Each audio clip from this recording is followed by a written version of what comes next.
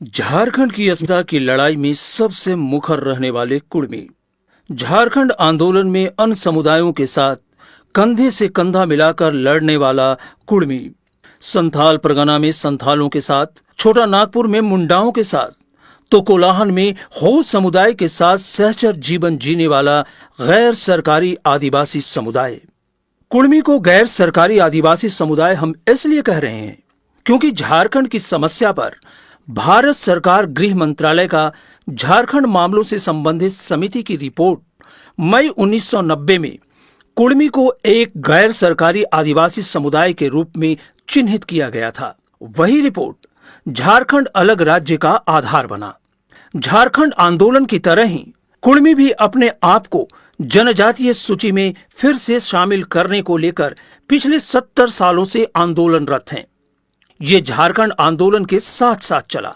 आंदोलनरत झामुमो के अपने संविधान में भी कुर्मी को अनुसूचित जनजाति में शामिल करने की मांग को शामिल किया है।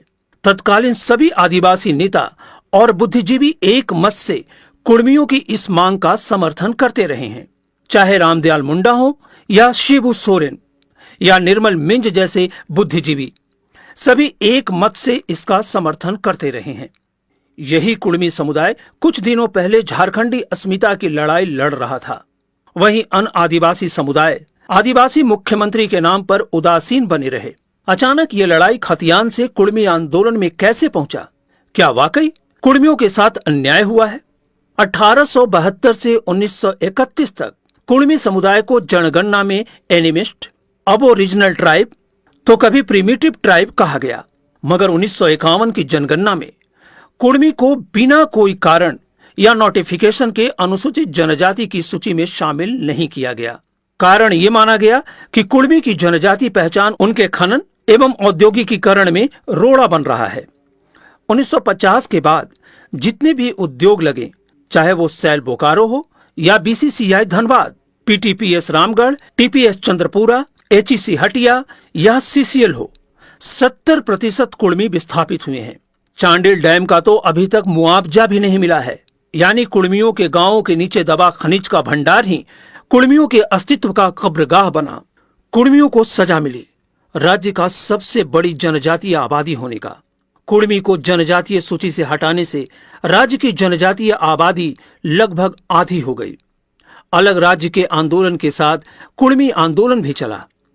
राज्य गठन के बाद ये आशा थी कि कुर्मियों को उनकी पहचान वापस मिल जाएगी, परंतु डोमिसाइल आंदोलन एवं राजनीतिक उतार चढ़ाव में कुर्मी आंदोलन कहीं गौण हो गई। डोमिसाइल आंदोलन के बाद कुर्मियों का रहा अस्तित्व भी खत्म होने के कगार पर आ गया। बिहार के समय जो झारखंड से संबंधित जिले के खतियानी होने की पहचान थी, वो भी खत्म हो गई।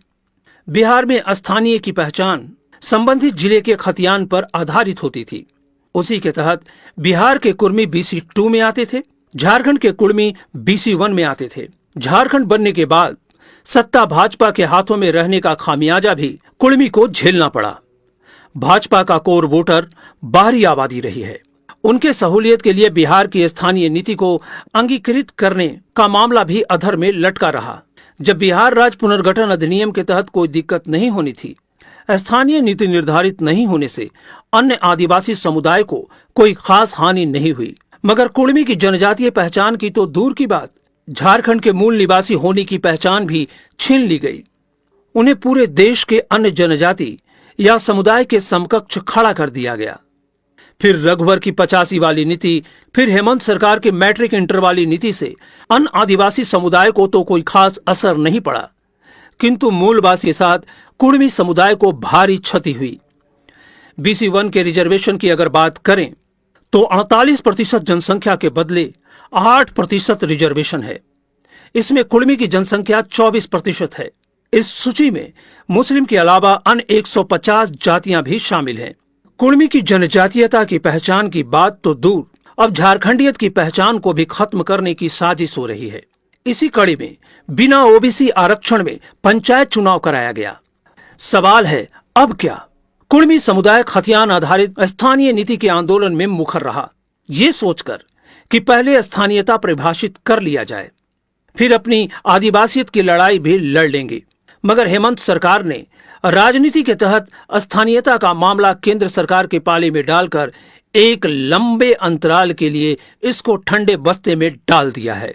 इधर केंद्रीय जनजाति मंत्री अर्जुन मुंडा ने अन्य जनजातियों को जनजाति की सूची में शामिल कर लिया है, जबकि वर्षों से रीलिस्टिंग की मांग कर रहे कुड़मी समुदाय को शामिल नहीं किया। प्रतिक्रिया स्वरूप 3 राज्यों में रेल रोको आंदोलन चलाया गया। कई बार ट्राइबल रिसर्च इंस्टीट्यूट ने कुड़मी समुदाय में हिंदुज्म का प्रभाव मानकर जनजातीय सूची में शामिल करने की मांग ठुकरा चुका है। सवाल है, अगर हिंदुज्म से जनजातीयता समाप्त होती है तो अन्य जनजातियों का ईसाईकरण पर जनजातीयता खत्म क्यों नहीं होती है? इस बात से भी इनकार नहीं किया जा सकता कि कुड़मी हिंदुज्म से प्रभावित हो रहे हैं, किंतु यह भी सत्य है कि बिना किसी सरकारी संरक्षण के अपनी रूढ़िगत परंपरा को अक्षुण्ण बनाकर रखा है। सरकार की जिम्मेवारी है कि कुड़मी के रूढ़िगत परंपरा को संजोकर रखने में सहयोग करे। अब सवाल है कि कुड़मी कब तक राजनीति का शिकार होते रहेंगे। विशेषज्ञों की माने तो कुड़मी जनजातीयता की सूची में रीलिस्टिंग की योग्यता रखता है, किंतु बड़ी आबादी होने के कारण राजनीति का शिकार हो रहा है। सरकार भी असमंजस में है, अभी तक डीलिस्टिंग का कोई कारण नहीं दे पाया है। अगर कुड़मी का रीलिस्टिंग होगा या फिर अन्य प्रभावित का डीलिस्टिंग।